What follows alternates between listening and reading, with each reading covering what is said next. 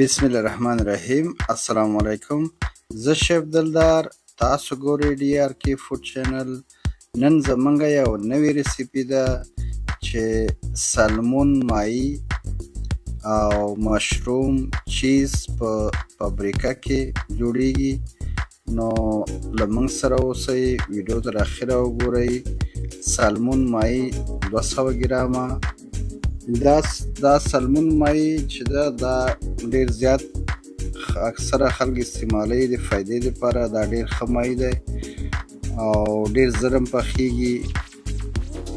نو 200 ګرامه موږ سالمون ماهی وړوکی پرې کړه لکه دغسې چې ګورئ.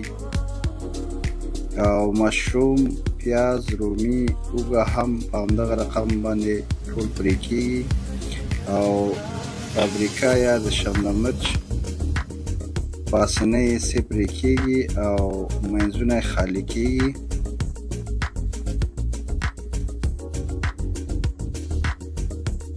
د زیتونو غوړي 4 یا 5 قاشقې د غذا، اوږه 2 قاشقې د غذا.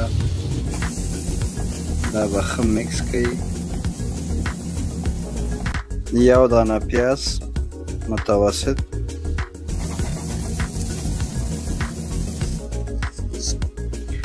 مرخیړي یا سمارق مشروم 200 ګرامه.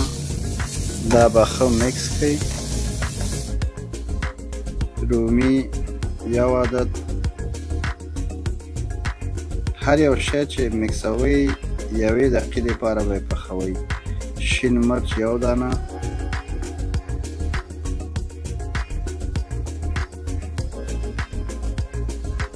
سالمون ماهی 200 ګرامه.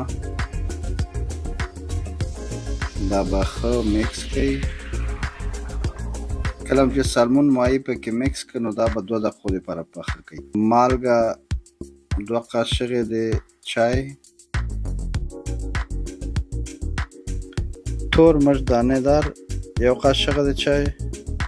سره مرچ دانه دار 1/2 قاشق د چای. کورکمن 1 قاشق د چای. سره مرچ 1/2 قاشق د چای. دا به ښه مکس کړئ. د لیمو اوبه 1 قاشق د غذا. سویا ساس 1 قاشق د غذا. دنیا 1 قاشق د غذا. زیره پودر 1 قاشق د چای. چاټ مساله 1/2 قاشق د چای. دا به ښه مکس کړئ. کله چې اوبه یې وچې کړې دا تیار شو نو یو قاب کې به یې وباسئ. هغه نه بعد به بیا په پاپریکا یا شمله مرچ کې چیز واچوئ 1 قاشق د غذا.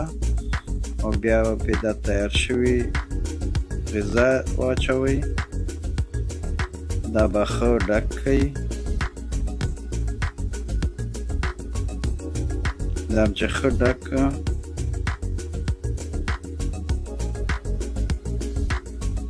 بیا به چیز د پاسه واچوئ.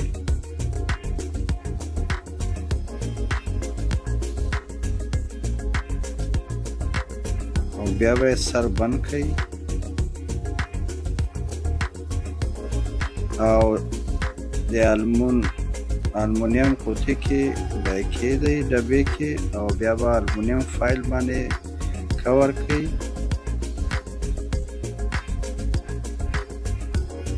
او تنور کې به یې کېږدئ.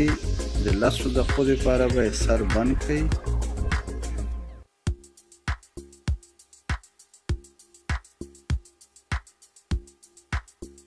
تاسو سره که تنور نه وي نو تاسو یې اوون کې هم ایښودی شئ، د ګریل والا اوون کې.